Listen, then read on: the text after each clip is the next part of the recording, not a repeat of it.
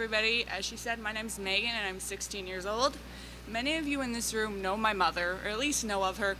She's the woman who put all this together, so can we just...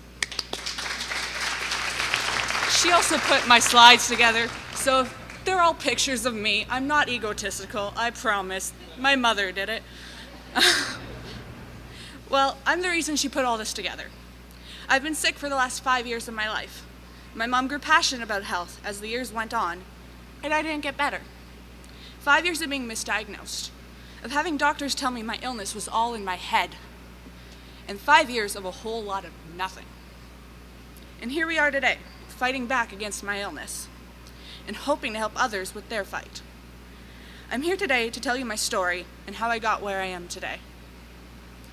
I was diagnosed with non-alcoholic fatty liver disease in 2008, after 2 years of exhaustion and unexplained symptoms.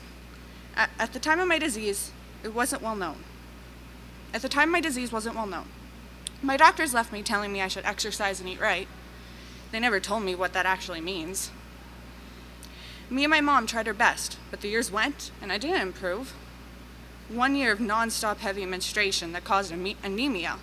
1 year of extreme vertigo, leaving me unable to walk and bound to a wheelchair. 1 year of 2 to 4 hours sleep a night. None of this was ever explained. I never got a real diagnosis or a solution. My body had to get rid of it by itself. The thing about being sick for so long is I had a lot of time to think. Most people envy being able to stay home all day and relax. But being that isolated can become pretty boring and pretty tedious. You can only check Facebook so many times.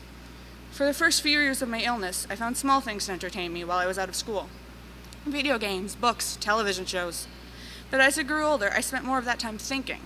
I thought about my future, and if I would get the chance to even have one. I thought about my family, and if I would always be a burden on them. And I thought about the world, and would I ever be able to make a difference? I started spending more of my time reading about what was going on in the world, and I started seeing things that I couldn't believe were happening. Like in Iran, a few months ago, 70 university programs were closed off to women. And in countries like Uganda, it is legal to kill you because of simply who you love. Reading all this, I wanted to fix it, but never thought I could.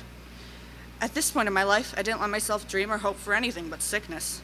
After 5 years of nearly constant illness, how could I? So I ignored what I read and went back to watching TV. Something changed for me a few months ago. I got tired of letting my illness stop me. I got tired of not doing anything because no one thought I could succeed, especially the doctors. And I got tired of accepting that I would live the rest of my life being ill. I don't know what changed for me, but I did. I started researching the universities and looking at careers in human rights. And I started working towards a future for myself. I started volunteering in the community and doing things to see if I could handle going back to school. And now after 5 years, I'm fighting my illness. So I can do something with my life. I've decided I want to become a human rights lawyer and be the person that helps solve the types of issues I just mentioned. So this year, I'm working very hard in school, very, very hard, and to get more involved and to get into a good university and eventually a good law school, so I can help people, help the people in these issues I just mentioned. I'm still not in perfect health. There are nights when I get 3 hours of sleep and have to face a day full of choir practice, play rehearsals, and social justice club meetings on top of my very, very busy course load. But after so much stagnant time, I wouldn't have it any other way. So that's my story. That's why we're all here today. Thank you very much for your attention.